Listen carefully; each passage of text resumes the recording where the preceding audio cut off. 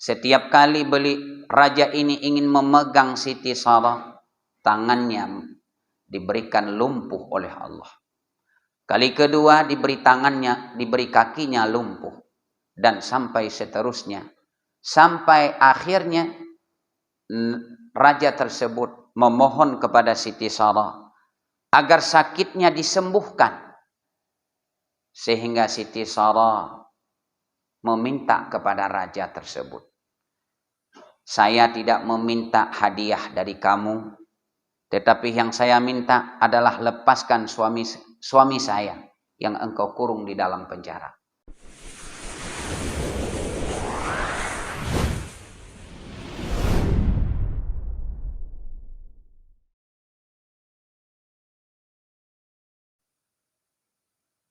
Assalamualaikum warahmatullahi wabarakatuh.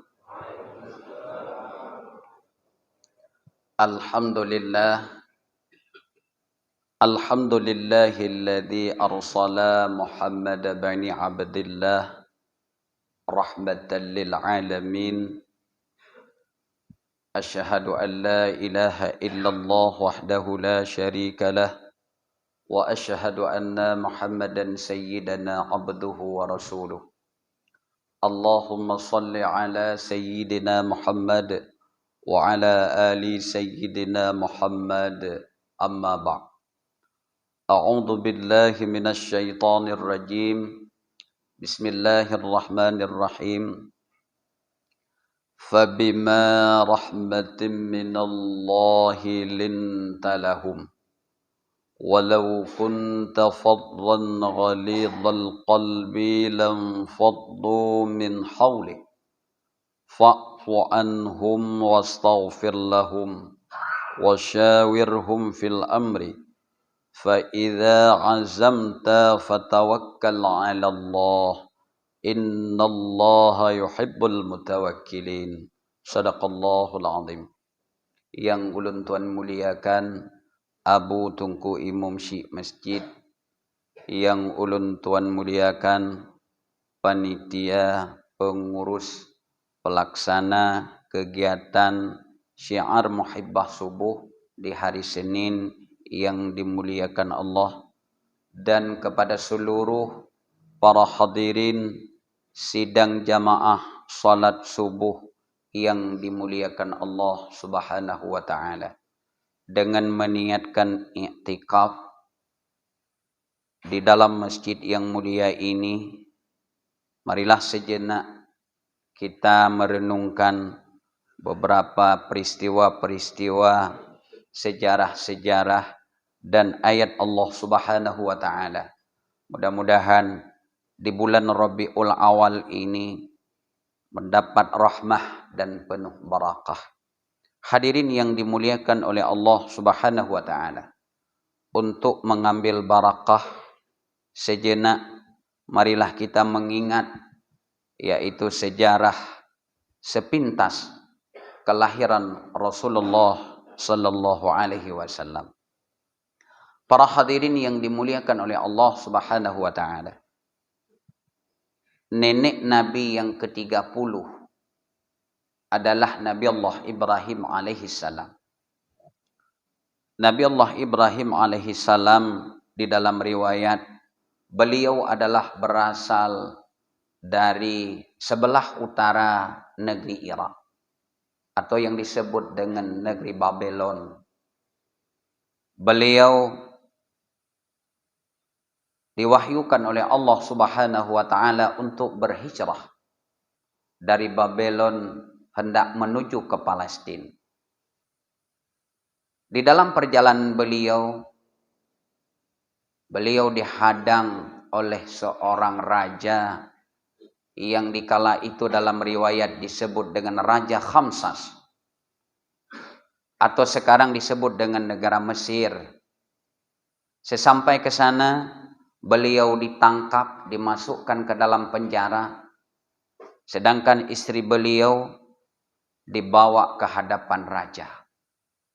Dikarenakan dikala itu raja tersebut raja zalim yang sangat haus kepada seorang wanita, Sehingga Nabi Ibrahim dimasukkan ke dalam penjara, sedangkan Siti Sarah dibawa ke hadapan raja oleh para prajurit. Hadirin yang dimuliakan oleh Allah Subhanahu wa taala. Hampir setiap hari raja ini ingin menjamah Siti Sarah. Namun Allah memeliharanya. Allah menjaganya.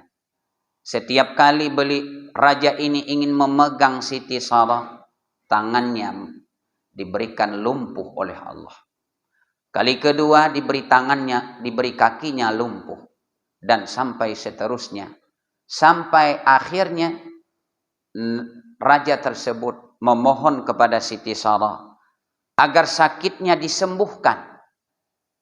Sehingga Siti Sarah meminta kepada raja tersebut, saya tidak meminta hadiah dari kamu, tetapi yang saya minta adalah lepaskan suami saya yang engkau kurung di dalam penjara. Tapi raja tersebut dia menawarkan berbagai hadiah, dan dikala itu dia beriman kepada agama Siti Sarah dan Nabi Allah Ibrahim alaihissalam. Para hadirin yang dimuliakan oleh Allah, setelah itulah dilepaskanlah Nabi Allah Ibrahim beserta istrinya. Dan ada satu hadiah yang tidak ditolak oleh oleh Nabi Allah Ibrahim alaihissalam, yaitu pemberian seorang anak kecil, seorang anak perempuan yang dalam riwayat tidak seorang pun pernah menyentuh wanita tersebut. Lalu dibawalah oleh Siti Sarah dan Nabi Allah Ibrahim anak perempuan tersebut atau anak gadis tersebut. Sehingga di pertengahan jalan Nabi Allah Ibrahim dan Siti Sarah bertanya kepada istrinya, siapa yang kita berikan nama ini? Dalam riwayat mengatakan di dalam Syamsul Anbiya, walaupun kadang-kadang terjadi perselisihan pendapat tentang yang memaknai beliau. Lalu Siti Sarah memberi nama dengan nama Siti Hajar. Hadirin yang dimuliakan oleh Allah. Lalu berangkatlah Nabi Allah Ibrahim ke Palestina.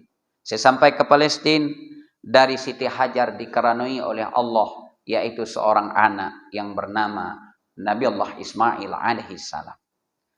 Dari setelah itu, Nabi Allah Ibrahim alaihissalam diwahyukan oleh Allah kembali untuk berhijrah ke tanah Makkah. Yang kalau seandainya kita melihat Nabi Allah Ibrahim ini dihijrahkan oleh Allah dari Palestina ke tanah Mekah, yang dikala itu di tanah Mekah tidak dihuni oleh siapapun. Ada begah, hana metido urang pih di nanggro Mekah tersebut, dan tidak ada penghasilan, tidak ada penduduk, tidak ada tumbuh-tumbuhan yang bisa untuk menghidupkan manusia. Tapi karena itu perintah Allah, yang walaupun kadang sebahagian kita mengatakan yang bahwa begitu teganya Nabi Allah Ibrahim memindahkan Siti Hajar dan Nabi Allah Ismail ke tanah Mekah. Tapi itulah wahyu Allah Subhanahu wa taala. Sesampai ke sana pun Siti Hajar nekeun bak lakon.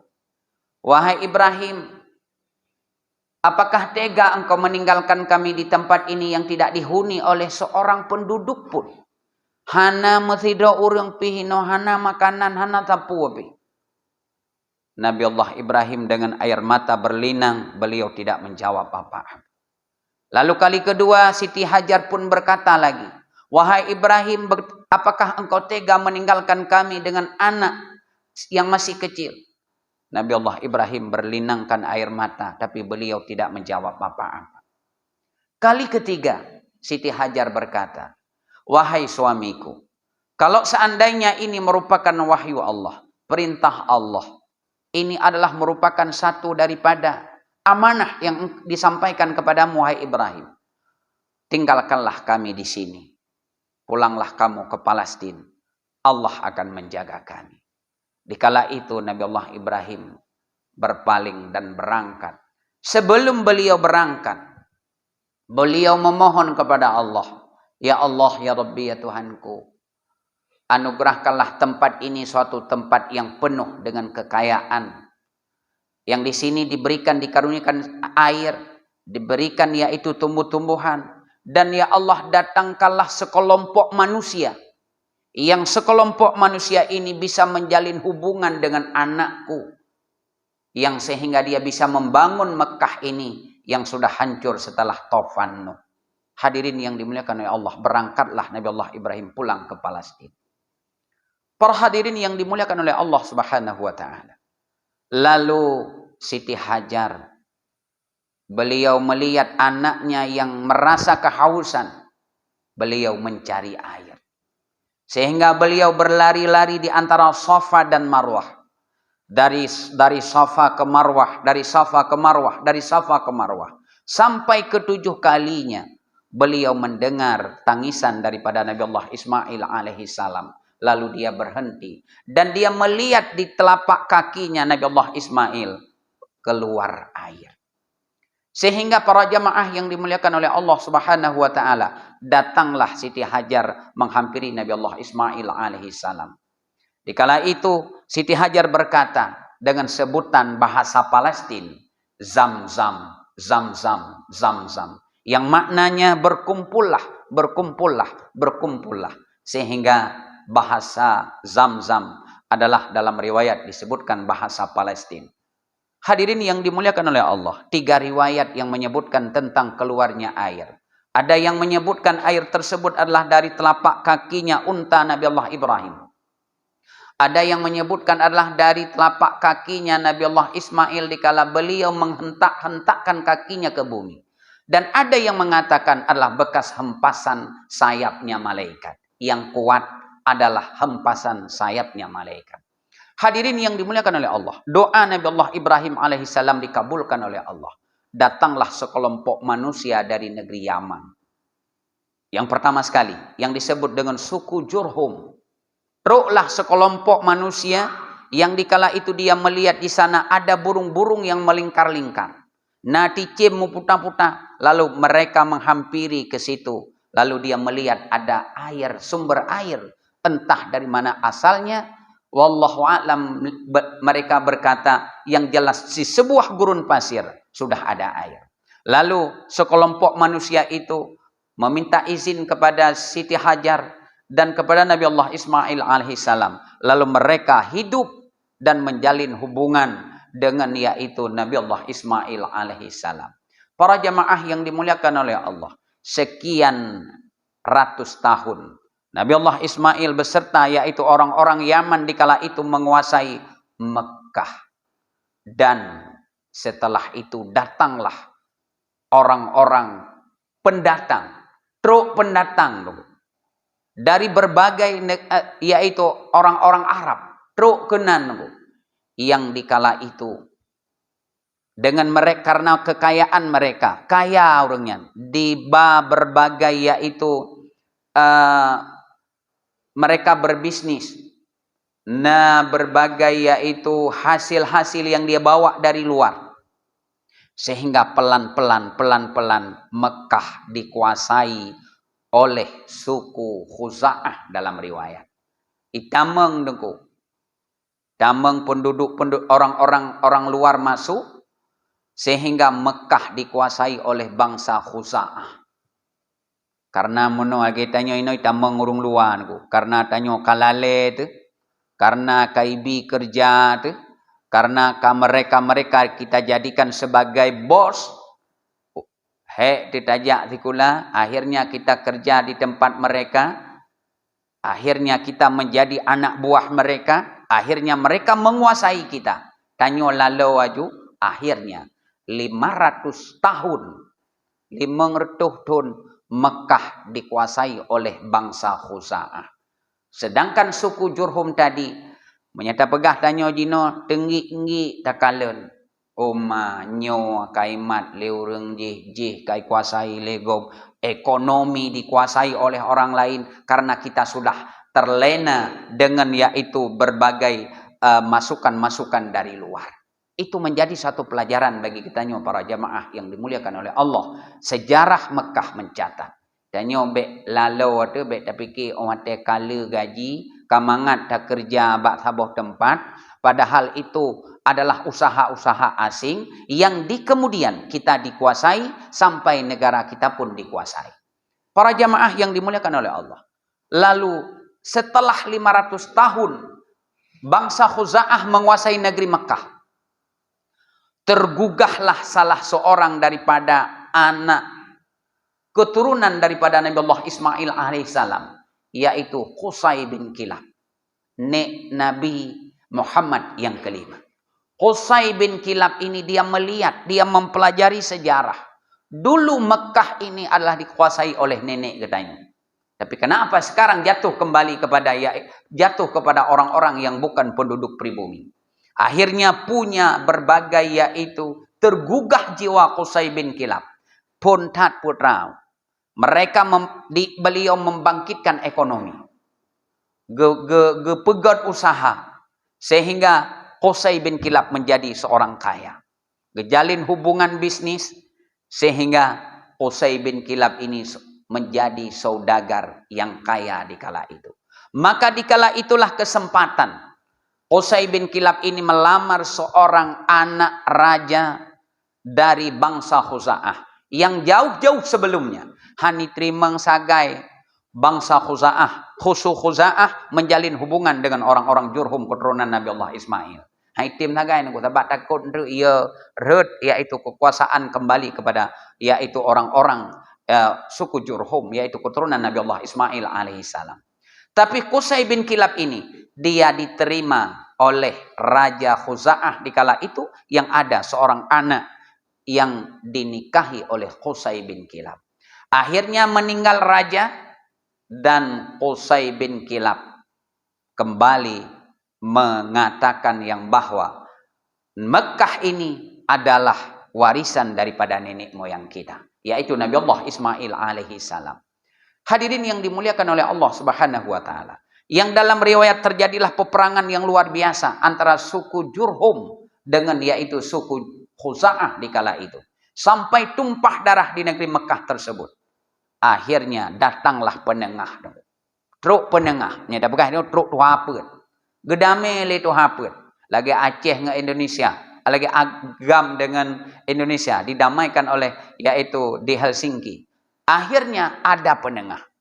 Setelah ada penengah, ditanya yang bak suku Khuza'ah, apa alasanmu kamu mempertahankan Mekah ini sebagai yaitu warisan daripada leluhurmu? Dan apa alasanmu wahai Qusay bin Kilab, Mekah ini yaitu yang berhak kamu kuasai? Akhirnya para hadirin, Qusay bin Kilab dengan jelas silsilah daripada negaranya, Mekah adalah pertama sekali yang membuat peradaban pertama sekali adalah neneknya, yaitu Nabi Allah Ismail yang mendirikan Mekah, Ka'bah Baitullah. Hadirin, akhirnya raja ini penengah ini memutuskan yang bahwa Qusay bin Kilab lah yang berhak untuk memegang kekuasaan di tanah Mekah. Akhirnya Mekah jatuh kembali kepada yaitu keturunan daripada Nabi Allah Ismail alaihissalam. Para hadirin yang dimuliakan oleh Allah, lalu turun-temurun lahirlah yaitu Abdul Muttalib, nenek daripada Nabi Muhammad sallallahu alaihi wasallam. Dan kejadian Abdul Muttalib pun luar biasa, yang sejak beliau bermimpi untuk menggali kembali sumur Zamzam, yang sehingga singkat cerita yang oleh penduduk Mekah menobatkan kembali yang bahwa setelah Qusay bin Kilab kembali kepada Allah dan orang-orang seterusnya juga kembali kepada Allah, Abdul Muttalib beliau menemukan air Zamzam yang sudah ditutup oleh suku Jurhum di kala itu pada saat dikuasai oleh bangsa Khuza'ah. Para hadirin yang dimuliakan oleh Allah, sehingga sejarah mencatat dikarenakan yaitu Abdul Muttalib inilah yang menemukan sumber air Zamzam kembali. Lalu dari Abdul Muttalib lahirlah seorang anak yang bernama yaitu Abdullah, ayah daripada Nabi Muhammad sallallahu alaihi wasallam. Yang Abdul Muttalib bernazar kepada Allah karena pertama sekali Abdul Muttalib nane getaboh, yaitu Haris. Haris ini Abdul Muttalib ni bak kepikir-pikir anak kesaboh han mungkin beliau untuk melanjutkan perjuangannya, sehingga Abdul Muttalib nemelaki ba Allah, Ya Allah, ya Rabbi, ya Tuhanku, menyehna ane agam lung tipluh dro, ulun menazar, anak saya yang terakhir akan saya sembelih untuk mendekatkan diri kepadamu, ya Allah. Akhirnya doa Abdul Muttalib dikabulkan oleh Allah, lahirlah 10 anak laki-laki dan 6 drawana ina. Jumlah daripada anak Abdul Muttalib yang nan asli goknya lah Syaibah, yaitu 16 drawana. Dan salah satu di antaranya adalah Abdullah, sehingga Rasul mengatakan, aku ini terlahir dari 2 orang ayah yang hampir disembelih. Sejarah turun-temurun mencatat. Itren sejarah.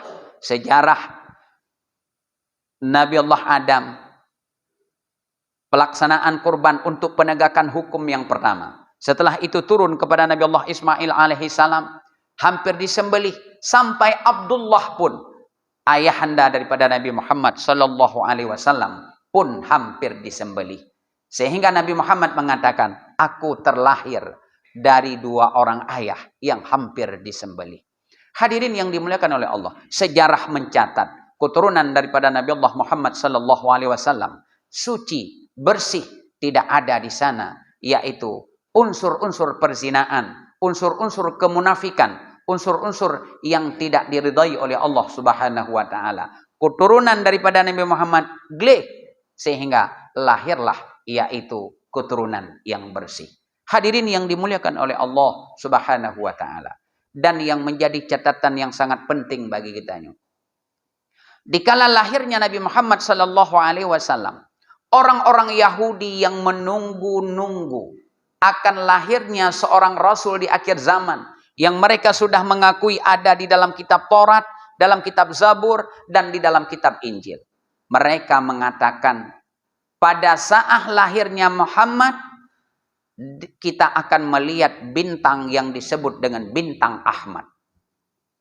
Maka tepatnya di 12 Rabiul Awal yang dalam riwayat Uro Sinin, bak sebuah bekah. Mudah-mudahan Uro Sininnya uro penuh barakah. Kita mengingatkan kelahiran Rasulullah sallallahu alaihi wasallam. Orang-orang Yahudi Madinah di kala itu, para rahib-rahib Madinah, pada saat munculnya yaitu bintang Ahmad, mereka mengatakan bintang Ahmad sudah nampak. Dan apa yang Allah sebutkan di dalam kitab Injil, kitab Taurat, kitab Zabur, ini sudah lahir. Entah di mana kata beliau. Yang jelas di subuh tersebut, dia melihat di negeri Madinah bintang Ahmad sudah muncul. Para jamaah yang dimuliakan oleh Allah Subhanahu wa taala. Dan yang menjadi saksi di kala itu adalah Hasan bin Sabit. Yang dikala itu Hasan bin Sabit manteng gema agama dengan agama Yahudi. Dia mendengar langsung yang bahwa ucapan Yahudi tersebut, yang bahwa bintang Ahmad telah muncul dan Nabi di akhir zaman akan lahir. Bakwatenyan Ummu Hasan bin Sabit uka 7 tahun. Sehingga dalam riwayat Hasan bin Sabit adalah salah seorang penyair Rasulullah, yang dia beriman kepada Rasulullah dan beriman kepada Rasulullah, yang dia bersaksi yang bahwa dikala itu dia umur 7 tahun, dia mendengar ucapan-ucapan yaitu para pendeta-pendeta Yahudi yang mengakui kebenaran Nabi Muhammad akan bangkit. Hadirin yang dimuliakan oleh Allah, maka tidak perlu kita ragukan lagi tentang yaitu kebangkitan Nabi Muhammad sallallahu alaihi wasallam di akhir zaman. Jangankan kepada orang Yahudi tersebut, Nabi Allah Musa pada saat dipanggil oleh Allah ke miqat, pada gehoi umiqat Musa, tanda-tanda kiamat kecil adalah akan bangkitnya seorang rasul yang bernama Muhammad nanti di tanah Mekah di akhir zaman. Kalih gekeun bak Nabi Allah Musa, pada saat Nabi Allah Musa ini diundang oleh Allah dikala berangkat dari Negeri Syu'ib menuju ke negeri yaitu Mesir untuk berjuang kembali menghancurkan Firaun. Hadirin yang dimuliakan oleh Allah Subhanahu wa taala, Nabi Muhammad terlahirlah 12 Rabiul Awal dan sekarang 1444 yang kalewat Nabi Muhammad hanalid. Lalu banyak sekali beliau meninggalkan pesannya. Apa yang beliau pesankan adalah Aisyah ditanya oleh sahabat. Ya Rasulullah, ya Aisyah, bagaimana akhlak Rasulullah ya Aisyah? Kiban akhlak Rasulullah Aisyah. Aisyah tidak menjawab rincinya, tapi Aisyah menjawab secara umum. Akhlak Rasulullah sallallahu alaihi wasallam itulah Al-Qur'anul Karim.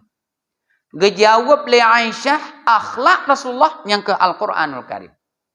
Selain daripada Aisyah menyebutkan bagaimana akhlak Rasulullah di dalam rumah tangga, bagaimana akhlak Rasulullah dalam bermasyarakat, bagaimana akhlak Rasulullah dalam berbisnis, dalam berdagang, dan di dalam berbagai kehidupan Rasulullah. Tapi secara umum Aisyah menyebutkan yang bahwa akhlak Rasulullah itulah Al-Quranul Karim. Hadirin yang dimuliakan oleh Allah. Maka kalaulah kita mau berpedoman kepada Al-Quranul Karim, tatim kepada asal Al-Quran, maka kita inilah bukan saja kita menjalankan syariat Allah, tetapi juga kita mencontoh teladan akhlak Rasulullah sallallahu alaihi wasallam. Yang akhlak Rasulullah langsung dituntun oleh Allah di dalam Al-Quran. Dengan kata Allah di dalam surah Ali Imran ayat 150 sikurang. Kibana pegah li Allah, fabima rahmatin minallahi lintalahum. Maka dengan rahmat daripada Allah. Rahmat bisa saja sebuah kekayaan, nyatabuh makna itu terlepas daripada kita melihat asbabun nuzul ayat. Sebab ayatnya kan bukan saja implementasi kepada yaitu asbabun nuzul saja, tetapi dia mencakup seluruh kegiatan kita. Fabima rahmatin minallahi lintalahum. Maka dengan rahmat Allah. Rahmat apakah itu kekayaan gebili Allah? Apakah itu kekuasaan gebi oleh Allah? Apakah itu ketampanan diberikan oleh Allah? Apakah sebuah kemegahan yang diberikan oleh Allah kepada seseorang? Allah menuntun Muhammad yang menjadi panutan bagi kitanya dalam Al-Quran. Maka dengan rahmat Allah. Lintalahum. Len. Menyatabuh makna Al-Quran. Len itu lembut. Berlemah lembutlah kamu dengan umatmu dan orang-orang di sekitarmu. Sehingga kelembutan Rasulullah bukan saja kepada umat Islam. Justru kelembutan Rasulullah kepada orang-orang yang bukan Islam pun. Sehingga Rasulullah bukan saja diakui oleh umat Islam. Justru yaitu Mikharhar, seorang pencatat, seorang tokoh, 100 tokoh terkemuka di dunia. Nabi Muhammad, dia membuat urutan nomor 1. Yang keberhasilan Rasulullah adalah dengan kelembutannya. Para hadirin yang dimuliakan oleh Allah. Yang pertama, Rasul langsung dituntun oleh Allah dengan rahmat Allah. Hai Muhammad, berjinak-jinak hati gata, berlembut hati gata dengan umat-umat gata. Kemudian Allah mengatakan walau kunta faddan ghalidhan qalbi. Dan kalau seandainya engkau itu kasar, keruh, kata-katamu menyakitkan hati orang, kata-katamu menyinggung orang, walau yang engkau sampaikan itu benar, keruh, tersinggung hati kau, lebih-lebih tumunak dan lain sebagainya.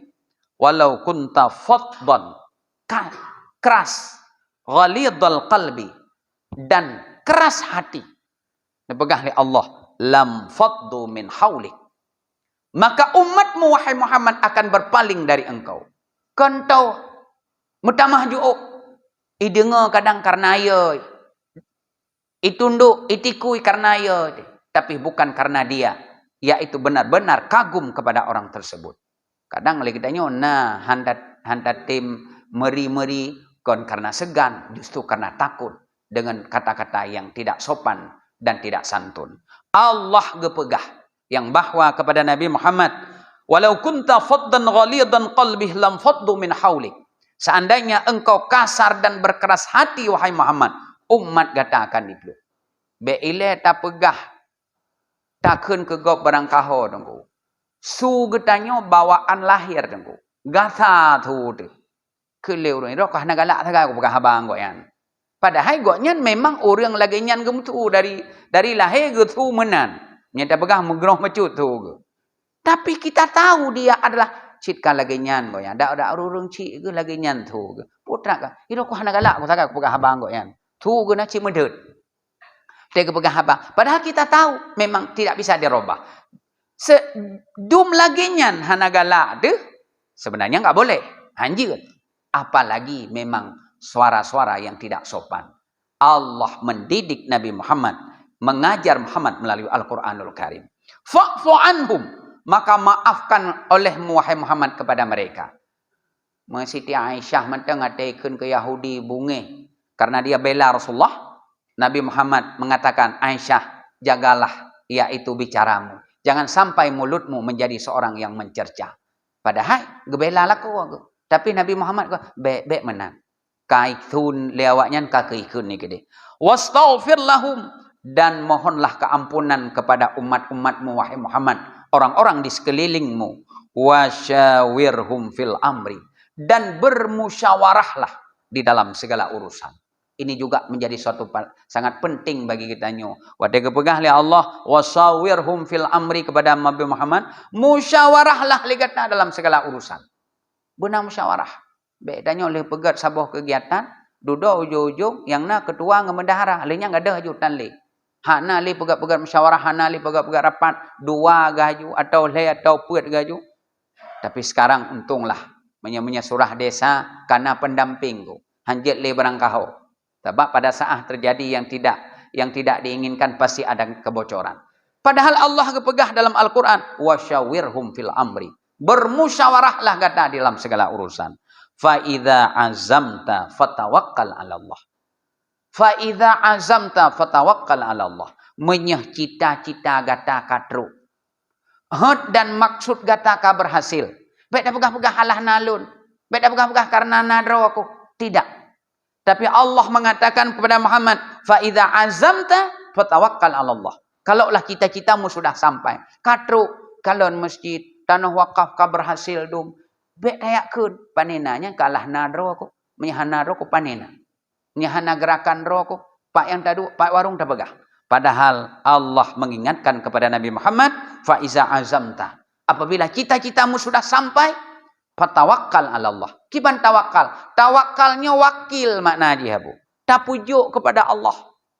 Kita serahkan kepada Allah. Bisa saja ini lagi sedang menyatakan tapuwa ku tauhid. Na ijat, na i'dam. Kadang ino tengah muncul tanyo, satu saat Allah akan mengikdamkan kembali kita. Para hadirin yang dimuliakan oleh Allah, innallaha yuhibbul mutawakkilin. Allah cinta kepada orang-orang yang bertawakal. Dan Allah tidak cinta kepada orang-orang yang semua urusan itu dia tidak serahkan kepada Allah Subhanahu wa ta'ala. Para hadirin yang dimuliakan oleh Allah, sungguh dalam kisah-kisah orang awal, surah Yusuf dipegah oleh Allah, menjadi pelajaran kepada orang-orang yang berakal, kepada orang-orang yang mempunyai yaitu akal pikiran yang cerdas.